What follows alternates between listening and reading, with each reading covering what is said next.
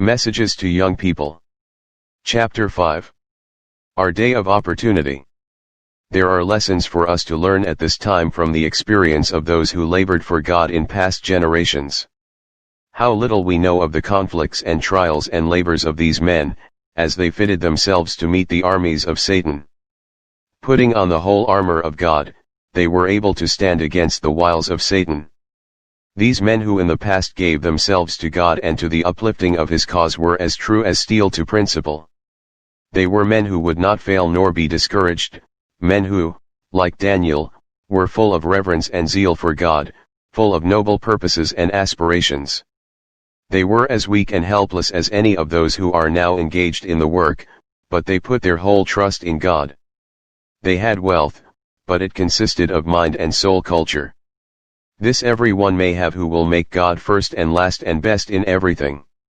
Although destitute of wisdom, knowledge, virtue, and power, we may receive all these if we will learn from Christ the lessons that it is our privilege to learn. The kind of workers needed. In this time we have opportunities and advantages that it was not easy to obtain in generations past. We have increased light, and this has come through the work of those faithful sentinels who made God their dependence, and received power from Him to let light shine in clear, bright rays to the world. In our day we have increased light to improve, as in times past men and women of noble worth improved the light that God gave them.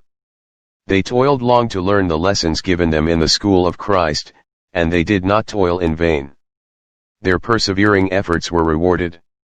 They bound themselves up with the mightiest of all powers, and yet they were ever longing for a deeper, higher, and broader comprehension of eternal realities, that they might successfully present the treasures of truth to a needy world. Workers of this character are needed now. Those who are men in the sight of God, and who are thus recorded on the books of heaven, are those who, like Daniel, cultivate every faculty in such a way as best to represent the kingdom of God in a world lying in wickedness. Progress in knowledge is essential, for when employed in the cause of God, knowledge is a power for good.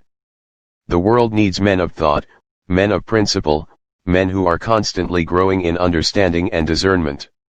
The press is in need of men to use it to the best advantage, that the truth may be given wings to speed it to every nation, and tongue, and people. Our source of efficiency. We need to make use of the youth who will cultivate honest industry, who are not afraid to put their powers to task. Such youth will find a position anywhere, because they falter not by the way, in mind and soul they bear the divine similitude. Their eye is single, and constantly they press onward, and upward, crying, victory. But there is no call for the indolent, the fearful, and unbelieving, who by their lack of faith and their unwillingness to deny self for Christ's sake, keep the work from advancing. God calls for those who will be workers together with Him. Connected with Christ, human nature becomes pure and true. Christ supplies the efficiency, and man becomes a power for good.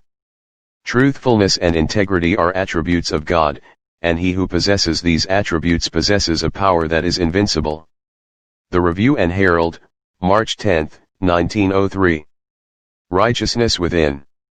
Righteousness within is testified to by righteousness without.